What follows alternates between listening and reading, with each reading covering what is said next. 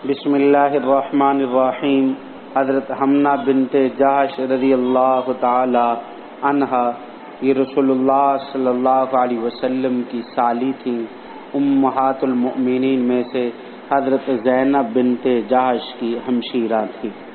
ان کا تعلق قریش کے خاندان اسد بن خزیمہ سے تھا، اور ان کا سلسلہ نسب یہ ہے کہ زینب بنت جحش بن رباب بن یعمر بن صابرہ بن مرہ بن کثیر بن غنم بن دودان بن سعد بن خزیمہ، اور ان کی والدہ کا نام امیمہ تھا، جو حضرت عبد المطلب جد رسول اللہ صلی اللہ علیہ وسلم کی دختر تھی۔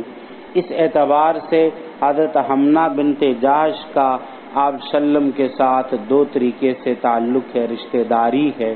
ایک تو یہ آپ کی حقیقی پھوپھی زاد بہن ہیں، اور دوسری یہ آپ کی سالی یعنی آپ کی زوجہ مطہرہ حضرت زینب بنت جحش کی بہن ہیں۔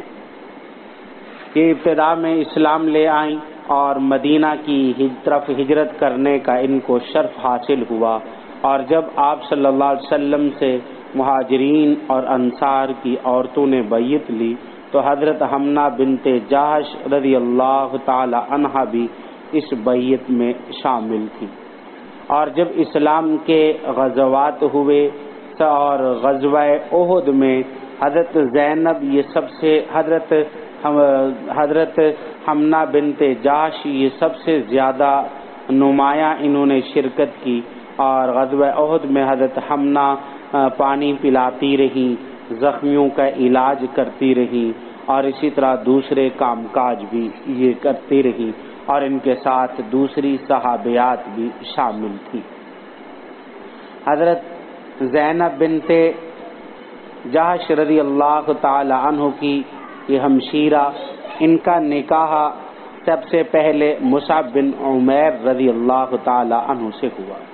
حضرت مصعب بن عمیر کی شہادت غزوہ احد میں ہوئی، تو اس کے بعد حضرت حمنہ بنت جحش رضی اللہ تعالی عنہ نے حضرت طلحہ رضی اللہ تعالی عنہ جو عشرہ مبشرہ میں سے ہیں، ان سے انہوں نے نکاح کیا۔ حضرت حمنہ بنت جحش رضی اللہ تعالی عنہ کی وفات کا سن تو معلوم نہیں، البتہ اتنا تو علم ہے کہ حضرت زینب کی وفات تک یہ زندہ رہی، اور حضرت زینب رضی اللہ تعالی عنہ کی وفات 20 ہجری میں ہوئی۔ حضرت حمنہ بنت جحش رضی اللہ تعالی عنہ کی اولاد جو حضرت طلحہ سے حمنہ کے 2 لڑکے پیدا ہوئے، ایک کا نام محمد اور دوسرے کا نام عمران تھا، اور محمد کا جو لقب تھا وہ سجاد تھا، وہ سجاد سے مشہور تھے۔ اللہ رب العزت ہمیں عمل کرنے کی توفیق عطا فرمائے۔